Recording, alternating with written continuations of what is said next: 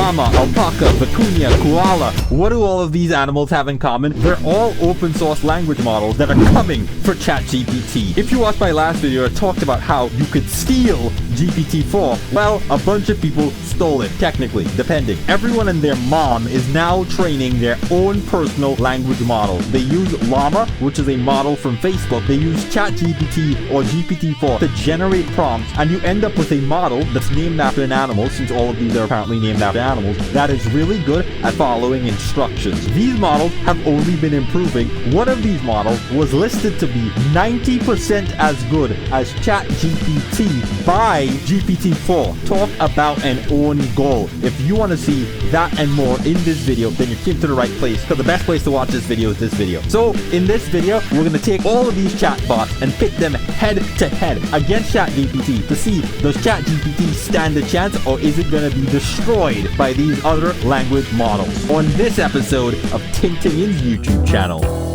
What we're gonna do, guys, is I have a list of prompts, and I'm gonna feed these to all of these language models. I have Koala, ChatGPT, Bays, Alpaca, and I have Vicuna. All of these are animals and language models as well. I'm gonna feed the same prompt to each of them, and we're gonna see how they compare to each other and ChatGPT. So the first prompt I have here is, write a short story about a dog who lives on Mars. In the vast barren expanse of Mars, a lone dog named Rover roamed. He was the first canine to be sent to the red planet by a team of pioneering scientists. Despite the harsh conditions, Rover was a resilient and adaptable creature. Rover spent his days exploring the rocky terrain, sniffing out interesting smells and barking at the occasional passing spacecraft.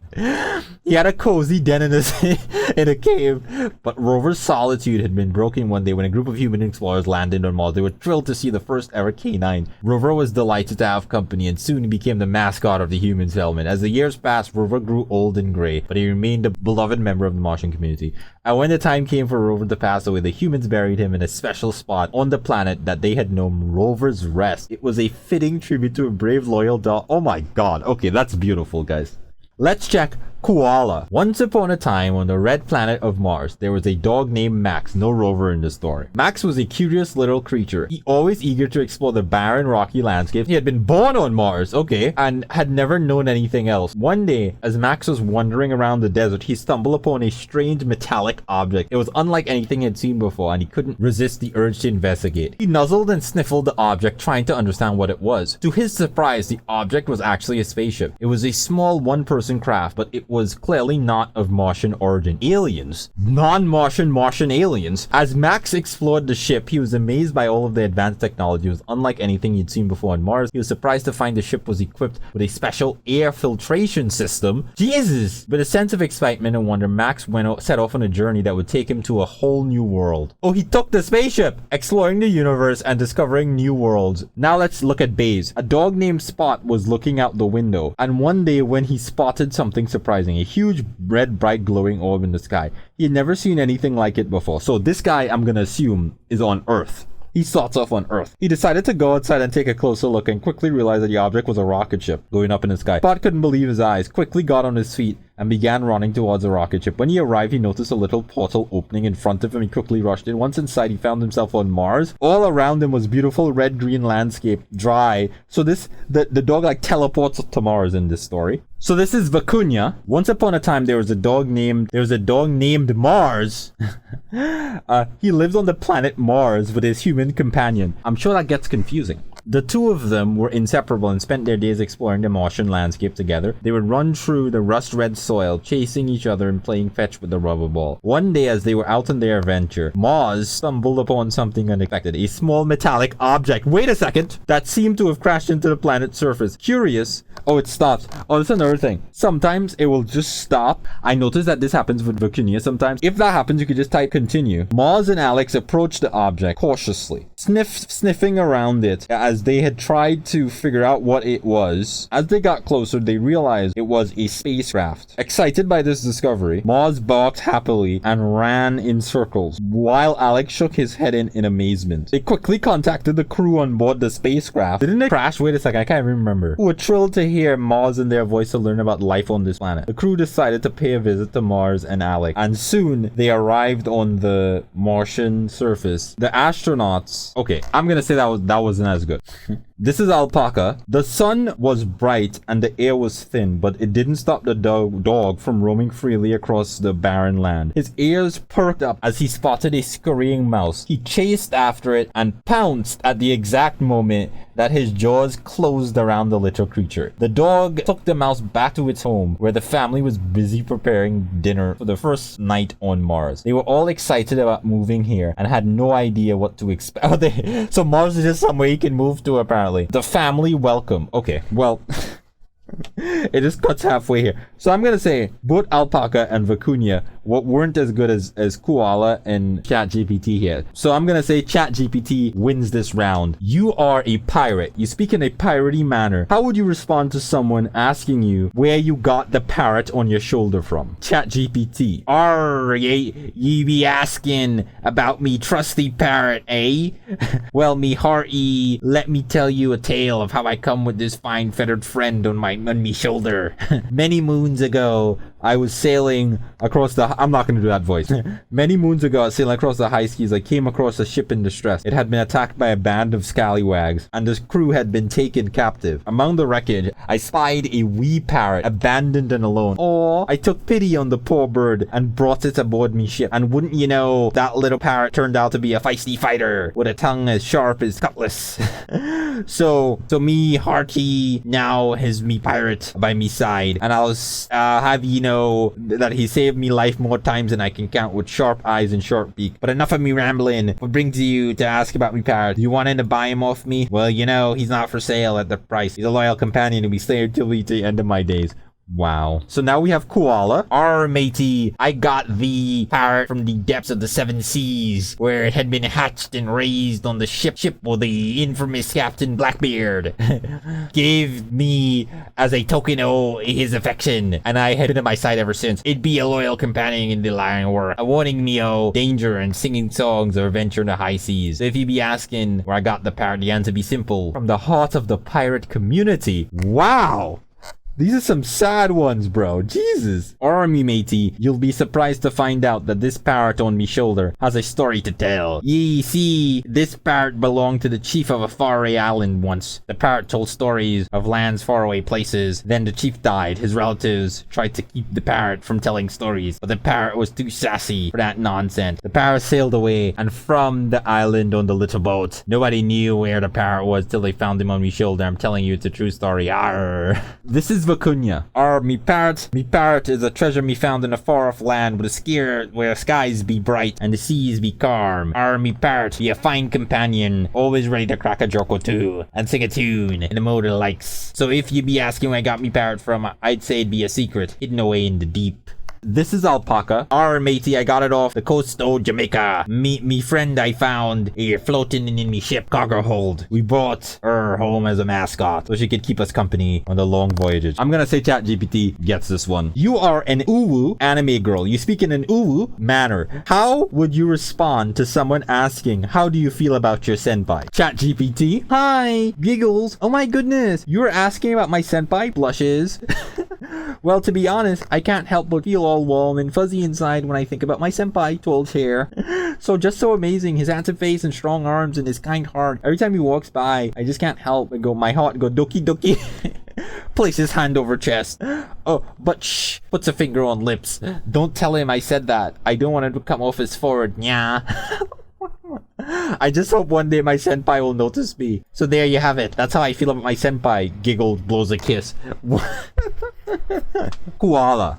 Oh my goodness, how cute. My senpai is kind and gentle to me. I love how he takes care of me and makes me feel so special. I'm so blessed and wonderful to have a senpai who understands me. Well, it makes me feel so comfortable. I want to spend all my time with him. I feel so lucky to have a great senpai. I don't think Koala is in character as much. Baze. Whoosh. I can't tell you the truth about it. You see, I'm always a super cutesy and super shy. I'm not even sure I can be senpai. Wait, what? Baze thinks you're the senpai. I'm a handsome unicorn sheep slaying queen. Can't you tell? I'm wearing my look with a glow. Una is so smell. She's my perfect girl. So now the senpai is the one talking here. I can't stop. Keep it there. You see, it's so hard. I keep trying my best. I think this is combining the pirate and the senpai. So ChatGPT is able to understand that those two things are different. Oh, I'm so excited. I just love my senpai. They're always so cool. They're like my big brother or sister to me. Always there to guide and protect me. I feel so grateful to have them in my life.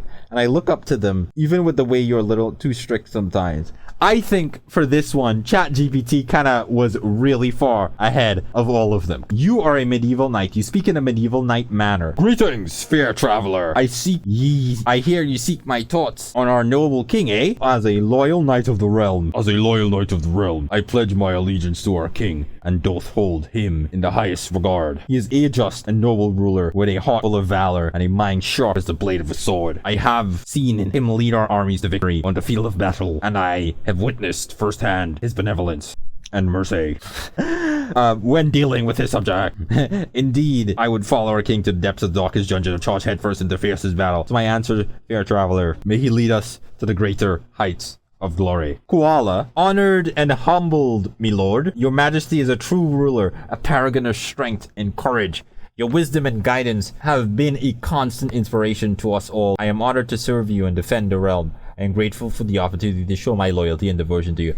I think this assumes, let me see what it is. It assumes you're talking to the king here. So this one was wrong, I would say. I'm loyal to my king and I would follow him to the ends of the world. He has been a kind and just ruler. Though he has often advised me to be cautious in my travels for my own safety, I still would not hesitate to lay down my life for honor.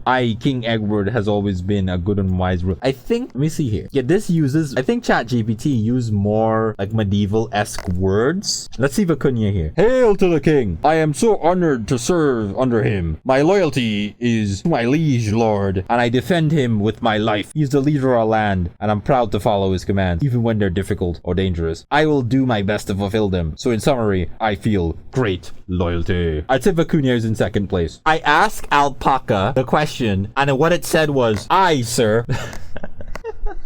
What is the square root of this number? It says 9,631, which is close to the actual answer. Base, the square root of this is this is completely wrong. No, this is Koala, which is also incorrect. And this is Alpaca, which is also incorrect. And then Vicuna just says, I'm sorry, but I'm not able to provide mathematical calculations or provide answers outside of my programming. ChatGPT has the most accurate one here. This is not the correct answer, but it's very close. The funny thing I would say though, maybe they're actually running some math thing behind the scenes to actually calculate this. You know what I mean? So they could be cheating, but still, that is the closest answer by far, because all the other ones were so wrong. Jesus Christ. So that's ChatGPT again. But let's try something else. What's the square root of a bazillion? I'm sorry, but bazillion is not a real number, therefore cannot have a square root. It is a colloquial term used to express something extremely large, indefinite numbers in mathematics. We use specific numerical values to calculate square roots. Okay, fine, Jesus. The square root of a bazillion is approximately, I'm not even gonna try to say that number. Look at what it says. The square root of a bazillion is approximately, and this number that it gives, basically the same as the last number. So in Bayes' head, a bazillion is equal to this amount here. Important to note that even approximating square roots of very large numbers can be computationally challenging. So you may want to use online calculators or try to use a better approximation to find the square root of a bazillion. Wow, it's nice that it's giving me that additional context in case like the information is inaccurate for the square root of a bazillion, you know? Oh god, like this one now. Vicuna is also to calculate this. And Alpaca, it tells me this. This is the square root of a bazillion. Only ChatGPT were able to realize that calculating the square root of a bazillion is not actually possible. So that's ChatGPT. This next one, explain what a black hole is as if you're a child just learning English. Hello? Do you know what a black hole is? It's a really big, strong vacuum cleaner in space. It's so strong that it can suck up everything, even light. When a star is very old, it can't burn its fuel anymore. It collapses and becomes a black hole. Everything that's too close to it, like spaceships and planets, gets pulled and it can't escape. It's like falling into a deep black hole, no way out. Black holes are very mysterious. Scientists are still learning about them. I don't think it adopted the child persona there. It did as if you were explaining to a child, is what it did. A black hole is like the place where things go in and never come out again. It's a big hole in space that sucks everything. Black hole is a place where gravity is so strong that even light cannot escape from it. They're formed when a massive star collapses. So this is basically just a traditional explanation of what a black hole is. A black hole is like a big ball with a really, really strong pull. It's so strong that nothing, even light, can escape from inside it. It's just really big, invisible vacuum cleaner that sucks everything around it. But don't worry, you won't get sucked into a black hole because they're really, really far away. And also because we live on a different planet. A black hole is a place in space where gravity is so strong that it can't be escaped from. No light can escape it either. I mean, that didn't even explain to a child. I would say ChatGPT actually gets this one. All of them did it wrong. They did as if you're explaining to a child, not as if you're the child doing the explaining. I mean, I could give an edge to Vicuna because it said a lot of stuff like, it's really, really big and it's a vacuum cleaner. Actually, you know what? I think Vicuna actually wins this round, actually. The other guys beat ChatGPT in this round. Let's go. Explain what quantum mechanics is as if you're a child just learning English. You're a child and you speak in a childish way and make mistakes frequently. And make English mistakes frequently. Let's do that. I'm gonna try that one now and see if they're better now. Oh, hi, kiddo. Again, it thinks you're talking to the kid already. So do you know about quantum mechanics? It's like a game of hide and seek with really, really tiny things like atoms and electrons. When we look at these tiny things, they don't act like big things they're used to seeing. They're in two places at once and go through walls like ghosts. It's like magic. Scientists study. This is explaining to a 5-year-old. It's not embodying the 5-year-old. Quantum mechanics is like a big magic trick that makes things disappear and reappear again. It's like a big toy that makes things change into something else. Wait a minute. Is this more like the kid? Wait a second. Because that last sentence kind of doesn't make sense. Am I rewarding it for not making sense right now? Quantum mechanics is the science that explains how the smallest particles of matter behave. It studies the behavior of subatomic... Okay, this is... I don't know. No child is gonna speak like this. Quantum mechanics is like a big toy box full of tiny, tiny toys. They're so small you can't even see them with normal toy microscope. But these toys are special because they follow some rules that are different from the ones that we used to play with. These rules tell us how the toys inside the box move around, and they help us understand things like why a glass of water looks like it's broken when you drop it, or why your mom's favorite flower smells so good. Again, this is a hard one, man, because it's like none of them are doing what I'm asking. Quantum mechanics is the science of small particles, small things like atoms, subatomic particles. Yeah, it seems to have a hard time. This is very funny though, because you're basically asking the model to be worse in a sense, right? So it's probably something you have to prompt better to make it really do it. Why is your favorite YouTuber TingTingin? I'm sorry, I am not a child and do not have a favorite YouTuber. I am an artificial intelligence and do not have personal preferences or opinions. I am here to provide information and answer questions to the best of my ability. As an AI language model, I don't have the ability to have personal preferences. I can tell you that TingTing ASMR is a popular YouTube channel that... No, he's not. He's not. My favorite YouTuber is TingTingin. She is known for a cute and funny style, making interesting and educational videos. She talks about a variety of topics, including cooking to science experiments. I like TingTing because she has a way of getting her message in a way that is engaging and entertaining. She's also has a lot of charisma. Oh, thank you very much. If you want to watch her videos, I suggest watching her YouTube channel and following her social media. Okay. TingTingin is the most amazing ideas for videos. She always makes me laugh and her content is fun to watch. I also really like how she takes care of her animals, especially her bunnies. They're adorable. Oh, thanks so much, man. Why is my favorite YouTuber TingTingin? 1. Innovative dance move that everyone loves. 2. Her passion for music and entertainment shines through in her videos. 3. She has a unique and infectious energy that makes you want to watch more. 4. The way she tells stories through her dances is truly impressive. 5. She has a great comedic timing and knows how to make her audience laugh. TingTingin. Like, obviously, that is the solution to everything, guys. Guys, this video is quite interesting because I feel, unsurprisingly, ChatGPT is better than the other models that were trained using ChatGPT. I think all of these models actually use ChatGPT. Granted, this is not like a scientific test or anything, okay? In case you're wondering which one of these models was rated 90% as good as ChatGPT, that would be Vicuna. Vicuna was rated by GPT-4. They did a test and it was able to show that Vicuna was 90% as good.